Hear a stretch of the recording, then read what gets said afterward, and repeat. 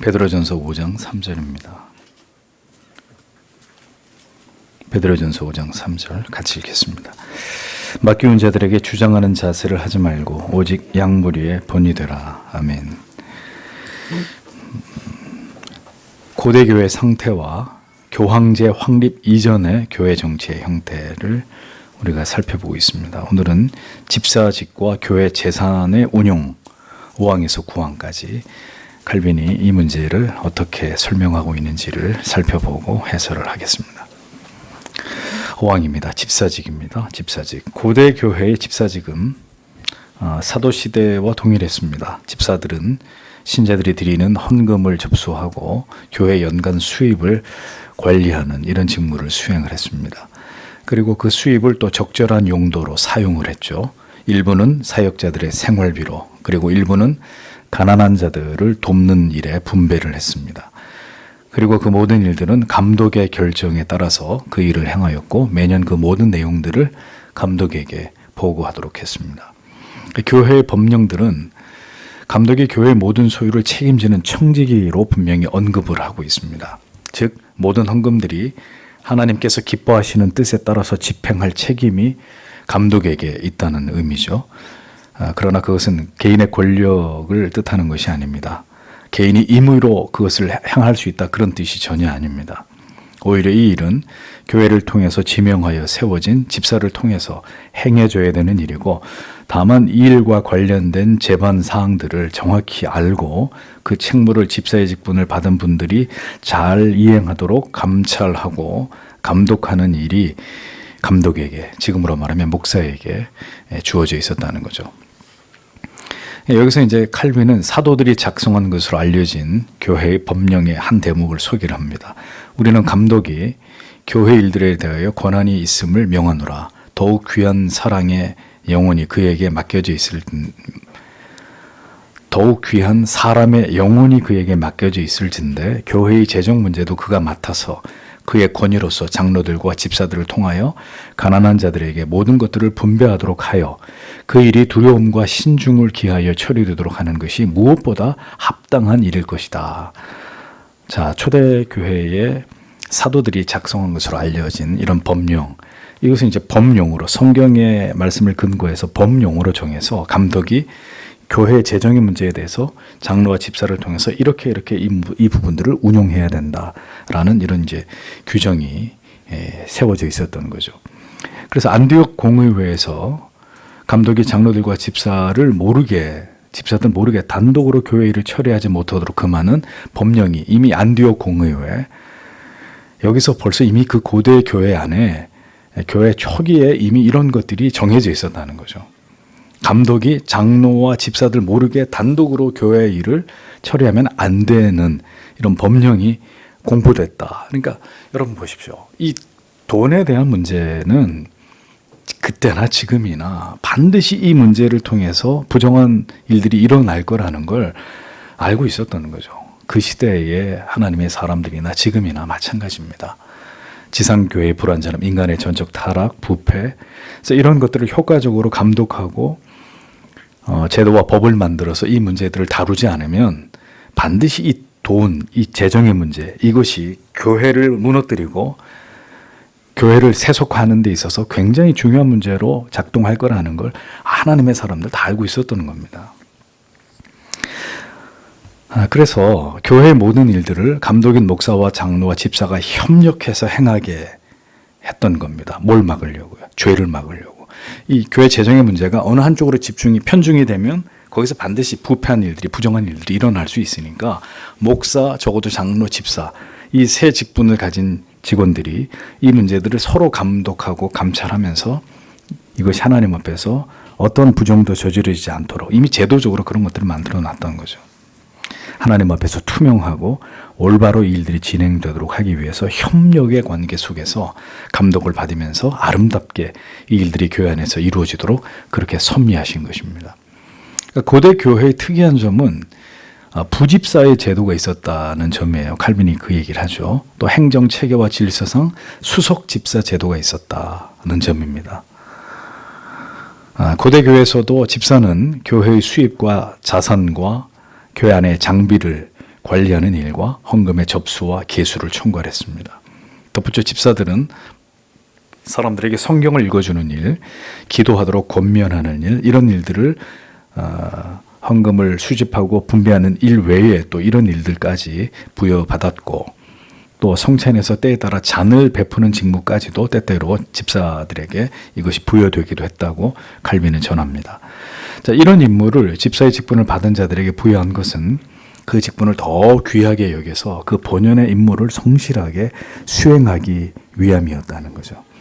그 일은 결코 세속적인 일이 아니라 하나님께 드리는 주님의 몸이신 교회를 위한 신령한 임무임을, 그래서 그러한 직무를 수행함을 통해서 더 깊이 그것을 교훈받도록 하신 것이죠.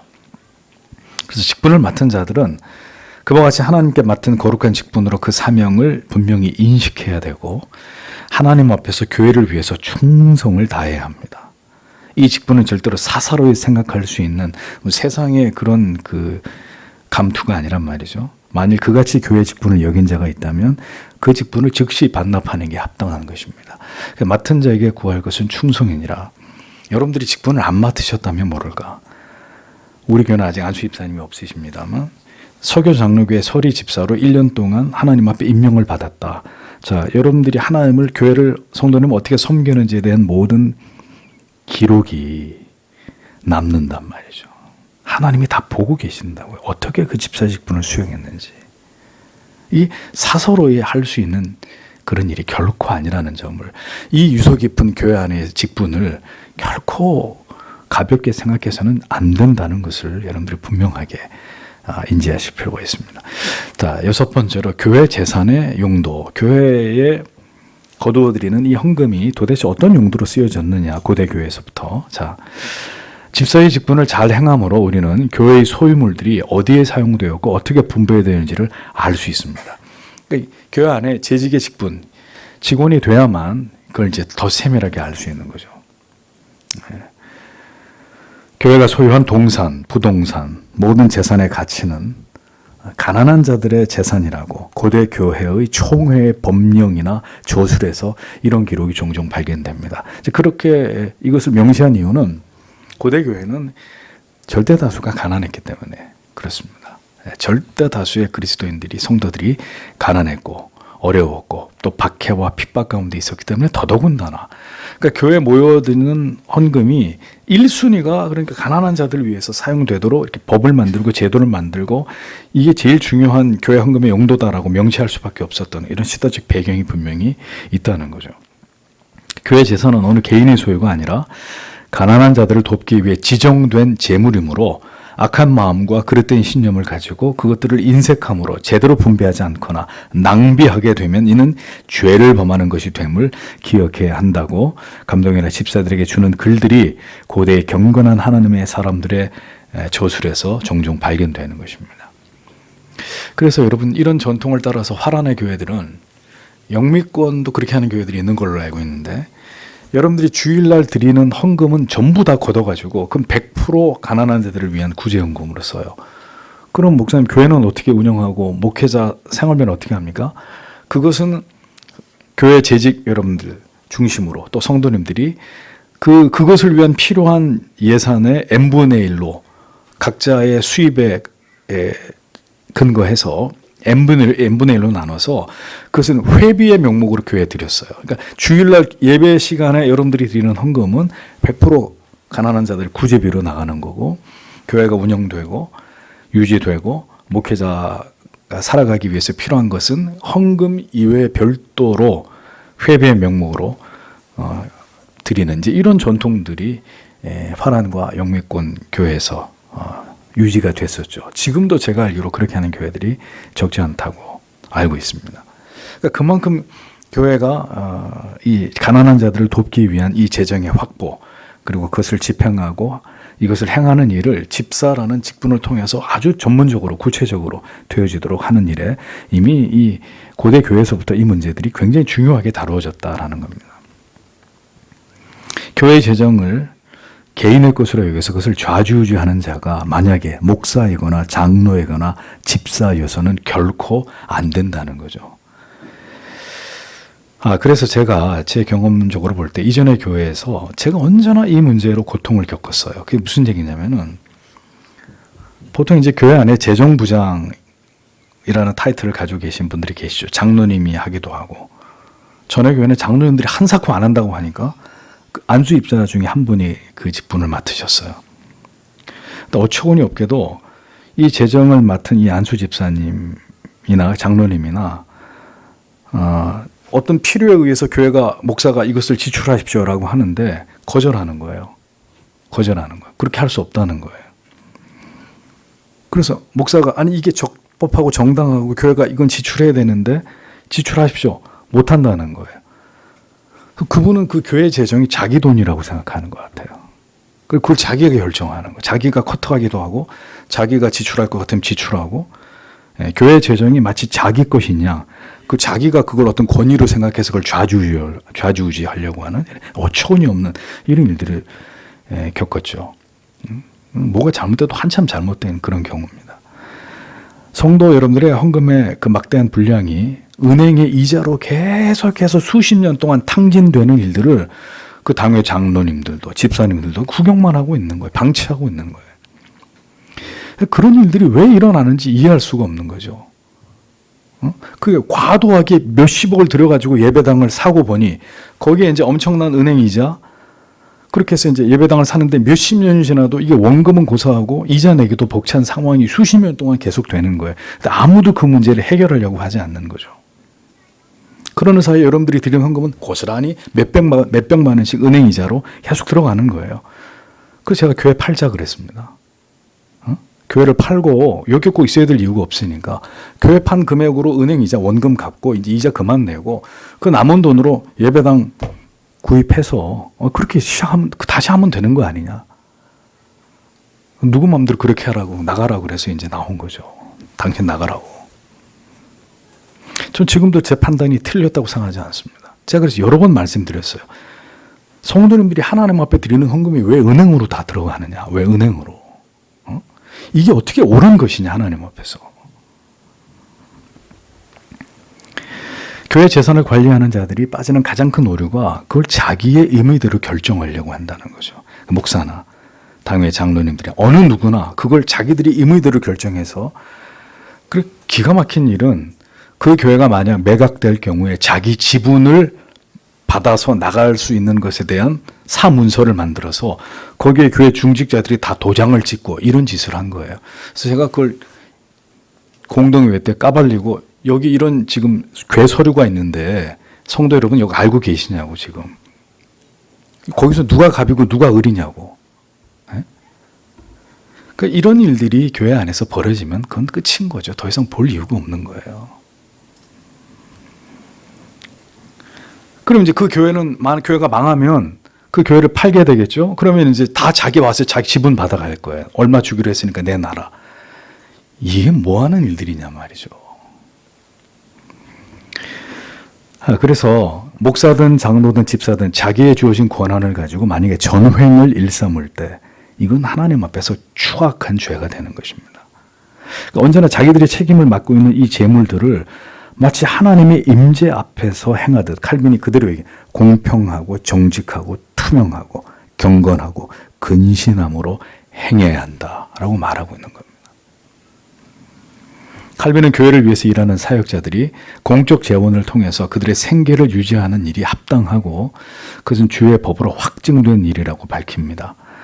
당시 장로들 중에는 자신의 모든 재산을 하나님께 자발적으로 다 바치고 스스로 가난한 자들이 되는 경우들이 있었던 거죠. 그래서 교회 안에 사역자들이 교회가 그들을 위해서 주는 공적 재원, 그것으로 생계를 유지하는 것은 합당하다. 그러한 경우 당연히 교회가 사역자들의 생계를 지원해서 가난한 자들의 교역자와 그 다음에 가난한 자들의 생활비 이런 부분에 대해서 이 부분을 분명히 교회 안에 재직들이 이것을 책임지고 돌보는 일들 반드시 필요한 일들이었다라고 이야기하고 있는 것입니다. 근데 이 일이 이제 지나쳐서 자 이제 이미 여기서 이 칼빈이 이 시대에 이런 얘기를 한다는 것에 대해서 참 뼈아픈 얘기죠. 검소한 삶의 본이 되어야 할 사역자들이 화려함과 사치스러움으로 물질을 허비할 정도가 되지 않도록 교회는 필요한 것을 충족할 정도로 적절히 지원했다. 이렇게 밝히고 있는 겁니다. 그러니까 이번 노회 때 교단 총회 이번 노회 어떤 노회장이죠. 그분이 뭘 안건을 올렸냐면 교단의 모든 목회자들의 적정 생활비 수준을 하한가부터 상한가까지 총회가 정해달라는 거예요. 그래서 대형교회라 그래서 상식 밖에 엄청난 목회자가 사례를 받는 것도 금하고 교회사가 너무 약해서 목회자가 생활도 안 될 정도로 사례를 받지 못하는 문제에 대해서 노회나 총회가 어떤 식으로든 이 문제를 해결하고 그래서 그 안건을 이번에 올렸어요. 뭐 어떻게 될지는 모르겠습니다만 이제 그런 문제를 얘기하는 거죠. 목회자의 사례의 범위가 상식을 벗어나게 될 때 이게 어떻게 복음의 영광을 가리지 않겠습니까? 목회자가 무슨 재벌 총수처럼 사례를 받는다? 있을 수가 없는 얘기죠. 어떻게 복음의 영광이 가려지지 않겠냔 말이죠. 아무리 교회가 대형 교회라고 해도 그러지. 그러니까 목회자의 사택과 자가용이 사치의 극에 달한다면, 그러니까 로마 가톨릭 부패했다고 뭐 교황 뭐 그런 얘기를 할 계제가 못 되는 거죠. 그런 일들이 똑같이 일어나는 거잖아요. 교회가 커지면. 뭐 교회가 커진다고 다 그런 것은 아닙니다만. 결국 이런 문제를 이렇게 법적으로 뭔가 조치를 취하지 않으면 타락하고 부패하게 되는 일들을 막을 수가 없는 것입니다. 그래서 교부 제롬은 이렇게 말했습니다. 부모로부터 물려받은 재산으로 생활을 유지할 수 있는 성직자가 만일 가난한 자들에게 속한 재물을 조금이라도 받는다면 그것은 신성모독의 죄를 범하는 것이요. 그런 악행을 통해서 그들은 자기들에게 임할 심판을 스스로 먹고 마시는 것이다. 라고까지 극단적으로 표현을 했습니다. 그 당시 어떤 감독 가운데 성직자가 부모님이 돌아가시면서 많은 유산을 물려주셨어요. 그런데도 불구하고 교회가 가난한 자들을 돕기도 급급한데 그런데 또 손을 벌려가지고 교회에서 만약에 살해를 받는다. 신성모독의 죄를 범하는 거다. 제롬은 이렇게까지 무섭게 얘기를 했습니다. 당신은 이미 당신이 먹고 사는데 문제가 없을 만큼 부모로부터 엄청난 유산을 받았으니까 그러면서 교회에다 무슨 손을 내미느냐. 당연히 당신의 목까지 가난한 자들을 돕는데 사용하도록 해야 되는 게 맞다. 이렇게까지 얘기를 했단 말이죠. 목회자가 분에 넘치도록 교회로부터 사례를 받아가지고 외제차를 몰고 호화로운 저택에 살고 성도가 누리지 못하는 것을 호사스럽게 누리면서 그것에 대해서 전혀 양심의 저항을 받지 못한다면 그 사람은 어떤 변명으로도 자기를 합리화할 수 없는 나는 참된 목사가 아니다라는 것을 증명하는 것일 뿐이라는 거죠. 그런데도 오늘날 성도님들은 이제 자기들이 좋은 차를 타니까 목사님도 좋은 차를 타게 하고 자기들이 좋은 집에 사니까 이렇게 하면서 너도 좋고 나도 좋고 다 그냥 이렇게 문제가 없이 그렇게 한단 말입니다.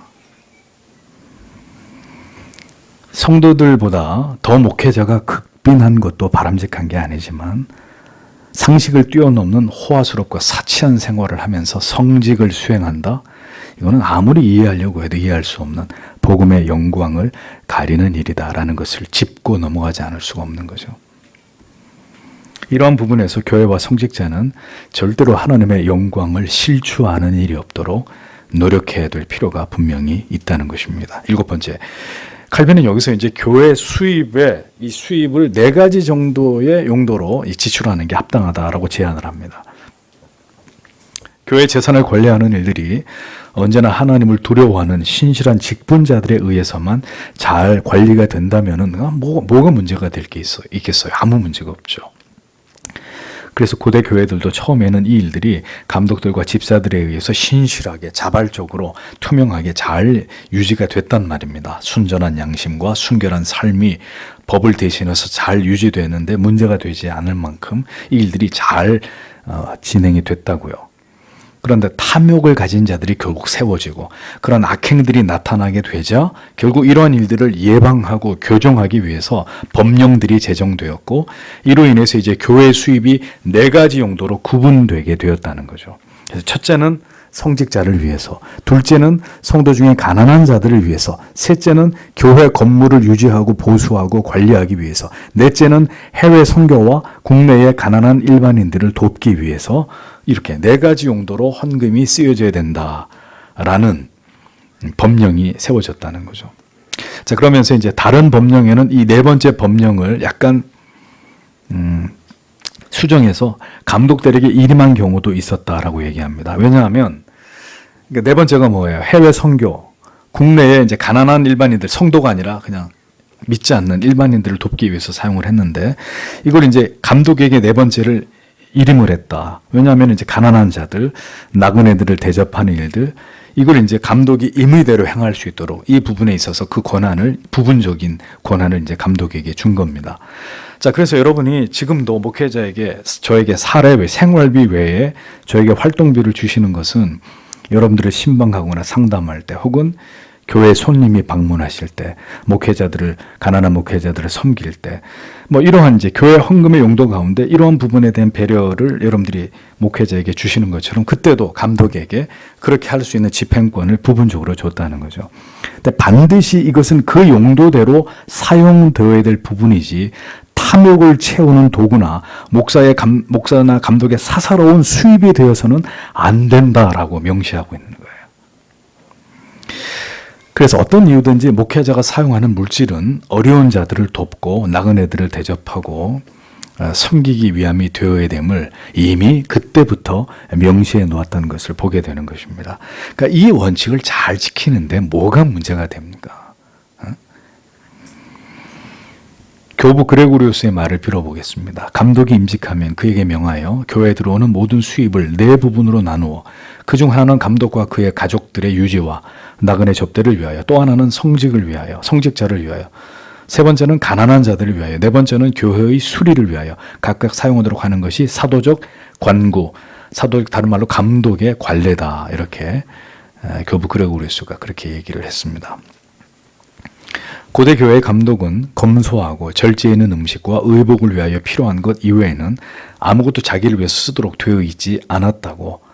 어느 감독이라도 사치하거나 거칠애나 과소비의 문제가 심각한 경우에는 동료 감독들이 그에게 책벌을 하고, 만약에 그 동료 감독이 계속 그렇게 사치한 생활을 하고 그렇게 계속 그것을 유지한다, 그럼 감독의 직분을 빼앗도록 그렇게 조치를 했단 말이죠.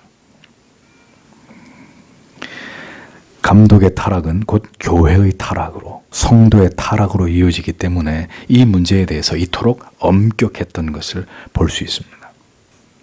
다시 이 사회나 교회가 권위를 통해 바른 질서와 도덕성을 회복하려면 그 권위를 가진 자들의 도덕적 투명성, 이게 보장이 되지 않으면 절대로 교회든 사회든 바로 설 수가 없어요.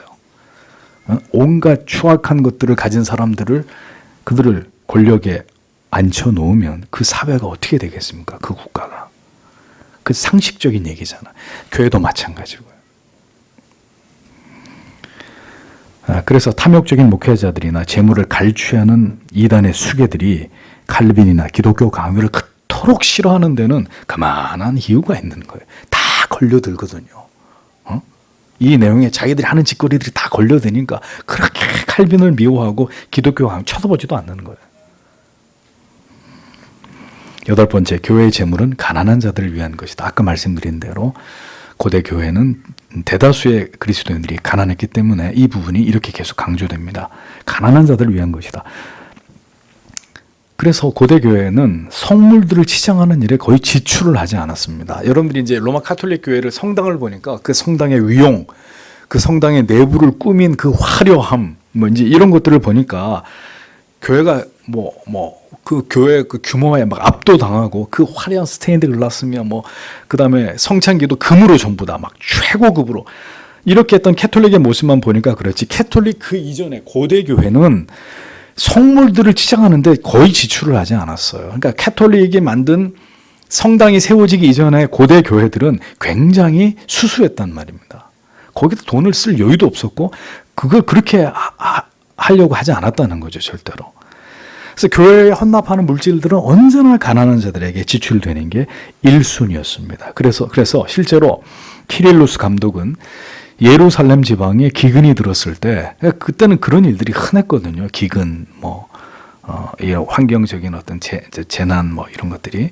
그런데다 또 박해를 받고 이러니까 더더욱 그랬지만, 기근이 되니까 어떻게 했느냐? 교회의 그릇과 그다음에 예복들 다 팔아가지고 그 돈으로 가난한 사람들을 다 구제했다는 기록이 나오는 거예요. 또 아카시우스 감독은 페르시아인들이 또 역시 페르시아인들이 죽어갈 때 성직자들을 모아가지고 교회의 그릇들을 다 녹여서, 교회 그릇들 은으로 만들어져 있고 뭐 금으로 만들어져 있고 다 녹여가지고 그 돈으로 기근에 처한 사람들을 먹이고 그들의 어려움을 해결해 주기도 했다는 거죠. 제롬도 교회의 화려한 치장을 책망하면서 엑스페리우스 감독의 예를 들어서 칭찬을 하죠. 엑스페리우스 감독이 뭐라고 했습니까? 주님의 살을 초라한 바구니에 담고 그의 피를 유리잔에 담아 성찬을 거행할지언정 가난한 사람들을 굶주림 가운데 고통당하도록 버려두지 않겠다. 그가 한 말을 인용하면서 칭찬을 했습니다. 암브로시우스 감독은 성물들을 깨뜨려 옥에 갇힌 자들을 구하는 보석금으로 사용한 것을 아리우스주의자들이 비판을 하자 성물을 녹여서 가난한 자들에게 주는 것이 원수가 약탈해 가도록 쌓아두는 것보다 훨씬 나은 것 아니냐, 이렇게 말을 했습니다. 그러면서 감독이 가진 것 가운데 가난한 자들에게 속하지 않은 것은 아무것도 없다, 이렇게 표현을 했습니다. 그렇게 가난한 자들의 구제를 강조하고 그들의 섬김을 강조한 감독들의 정신은, 그런데 이제 가톨릭 교회가 생겨나게 되면서 가톨릭이 이제 자기들의 의를 드러내기 위한 노력으로 이 가난한 자들을 구제하는 이 모든 선행이 변질이 되고 자기의 선을 쌓아서 결국 구원을 얻게 되는 구실로 전락되면서 결국 사람이 이제 높임을 받게 되는 타락한 신앙의 결과를 낳게 되었죠. 가톨릭의 화려한 성당에 비해서.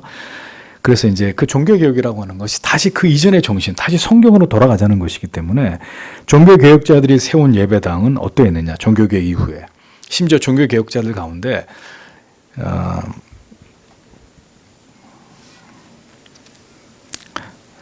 기롤라모 사보나롤라, 중세의 세례 요한이라고 불렸던 또 그 과격했던 그 개혁자 누구죠? 쯔빙글리.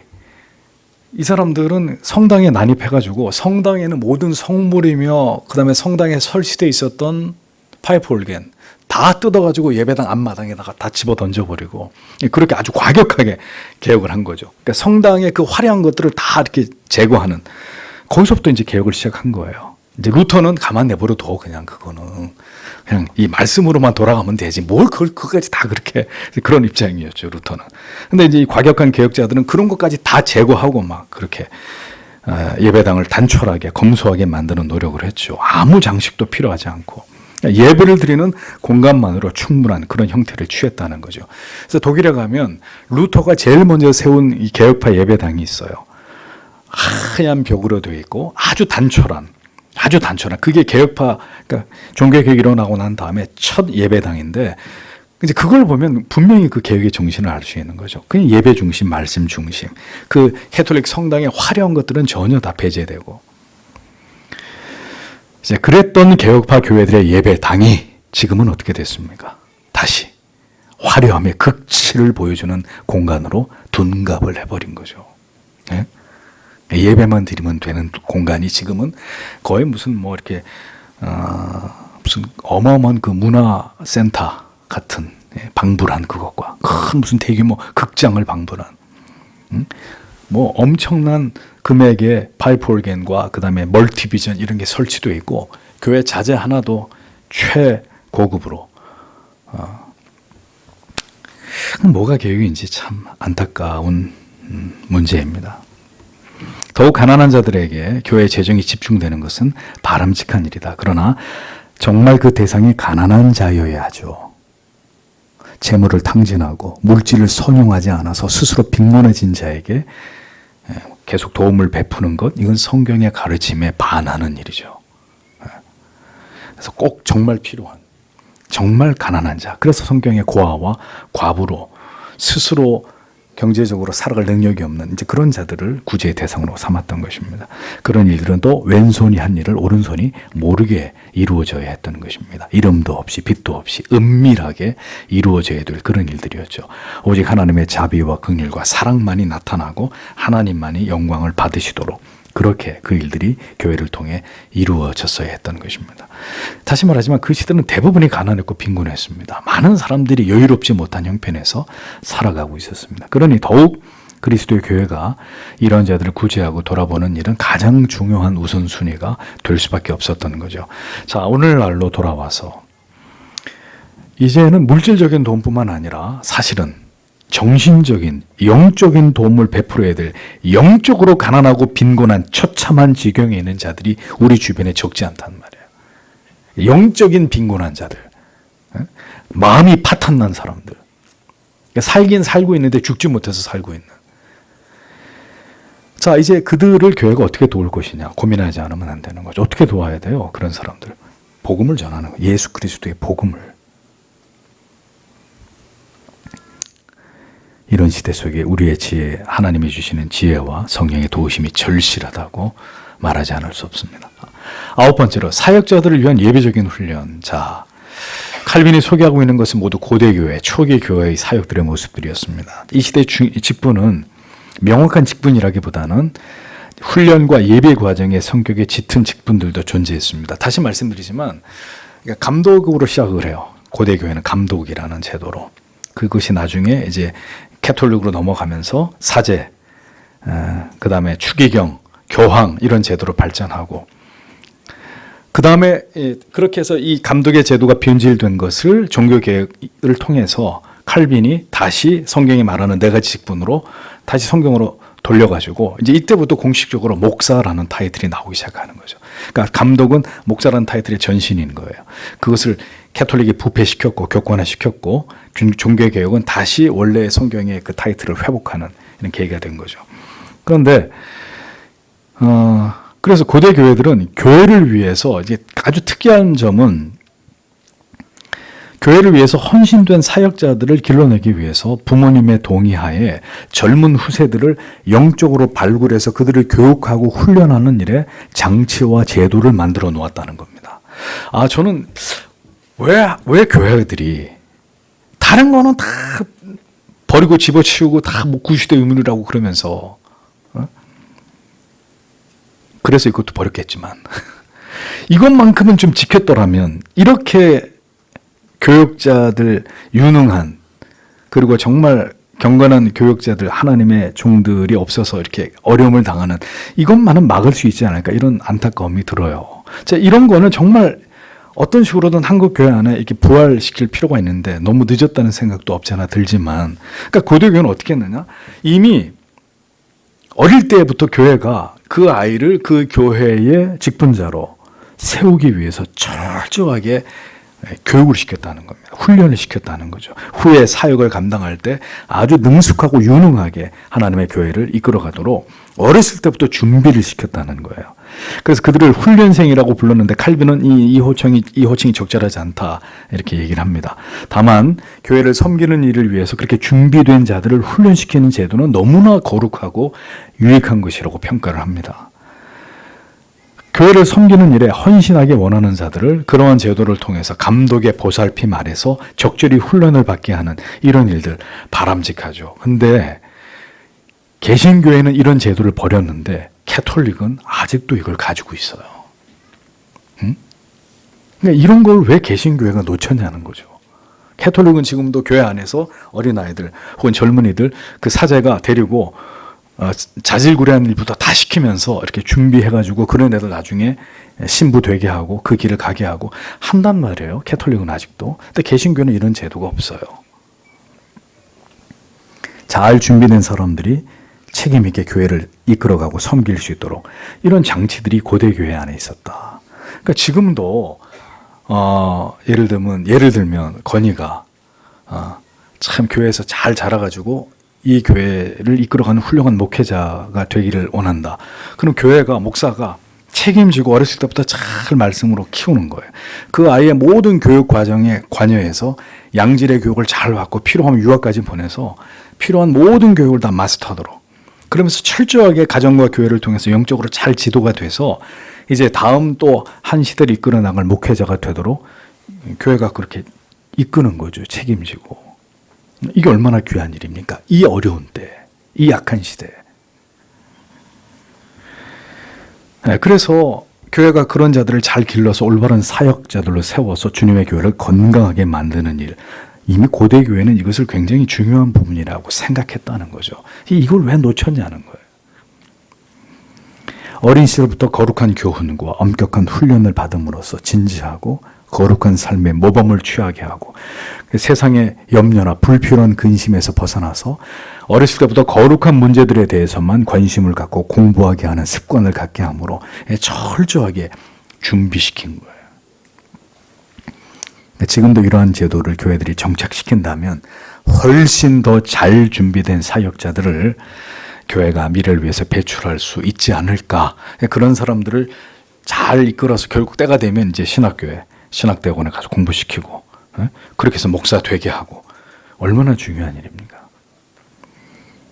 그래서 교회 문을 여다는 일부터 시작해서, 그래서 그들을 문지기라고 칭하기도 하고, 사무엘상에 보세요. 어린 사무엘이 어머니 한나의 이 서원을 통해서 하나님께 바쳐지잖아요. 엘리 제사장을 통해서 훈련을 받죠. 아침마다 뭐 해요? 성전에서 마당 쓸고 문 열고 성경에 나오잖아요. 이미 사무엘이 그런 교육을 받았다고요. 그러니까 초기 교회에서 이렇게 훈련받았던 자들을 그래서 조사라고 불렀다. 조사. 우리 교회도 조사를 좀 세워볼까요? 네. 그들은 감독을 보좌해서 집안에서 사소한 일들을 맡아서 수행하고 그렇게 쭉 성장해 나가면서 사람들에게 그의 사역자로서의 됨됨이가 알려지게 되고 동시에 사역의 길을 잘 익히고 배워서 나중에 가르치는 장로가 되었을 때 능력 있게 가르치는 사역을 잘 감당할 수 있도록 그러니까 여러 가지 훈련을 교회가 시켰다는 겁니다. 그래서 이미 어린 나이인데도 강단에서 성경을 읽도록 하는 등 이렇게 단계별로 잘 그가 강단에서 하나님의 말씀을 선포하는 자로 준비될 수 있는 이런 훈련들을 잘 시켜서 결국 그런 자들에게 직분을 부여했다는 것입니다. 그러니까 오늘날도 저는 믿습니다. 이렇게 돼야 된다고 생각해요. 그러니까 어중이 떠중이 다 신학교 가서 목사 되면 안 되고 어떤 교회가 어렸을 때부터 젊었을 때부터 그 형제를 잘 지켜보면서 교회가 책임 있게 잘 양육을 해가지고 결국 모든 교회 성도들이 간합할 만한 저 형제 정도면 저 아무게 고등학생 같으면 저 친구를 잘 신학대학에 보내고 대학원에 보내고 이렇게 공부를 시켜가지고 우리 교회의 사역자로 이런 일들을 교회가 관심을 가지고 적극 후원하고 인재를 키워내야 된다는 거죠. 아니 이 교회를 누가 다음에 담임하겠어요? 저는 이 신학과 사상을 배우고 받고 전수 같이 이 길을 걸어간 여러분 중에 나오기를 바라는 거예요. 그게 가장 좋은 거죠. 교회가 가장 어려움을 당하지 않을 수 있는 지혜로운 방법이잖아요. 어디서 다른 데서 생뚱맞은 사람이 이렇게 와가지고 그렇게 하면 이제 교회가 무너지는 거고. 그래서 어릴 때로부터 이렇게 교회가 주의 사역을 감당할 자들을 잘 훈련해서 배출시키고 사역의 길을 가게 해서 이렇게 사역자들을 길러낸 이런 전통들, 이렇게 사역자들의 질이 점점 하향 평준화되는 시대에 반드시 필요한 훈련의 과정이고 이런 과정을 통해서 신실한 사역자들이 세워지도록 교회는 다시 고대 교회가 그런 좋은 전통을 만들어서 양질의 하나님의 종들을 길러냈다면 다시 그 일을 해야 되는 겁니다. 다시. 미룰 게 아니라. 그래서 어떻게 하면 다시 무너져가는 교회를 이렇게 세울 수 있을지 어떻게 하면 더 사명감이 투철한 유능한 하나님의 종들을 미래를 위해서 교회가 배출할 수 있을지 우리가 고대 교회를 통해 그 지혜를 배우고 그와 같은 방법으로 올바른 신앙을 교회가 계승해 나가도록 우리는 지금부터 투자하고 이런 것에 모든 노력을 아끼지 말아야 된다라는 생각을 해봅니다. 우리 모두의 기도가 필요하고 관심이 필요하리라고 생각합니다. 기도하겠습니다.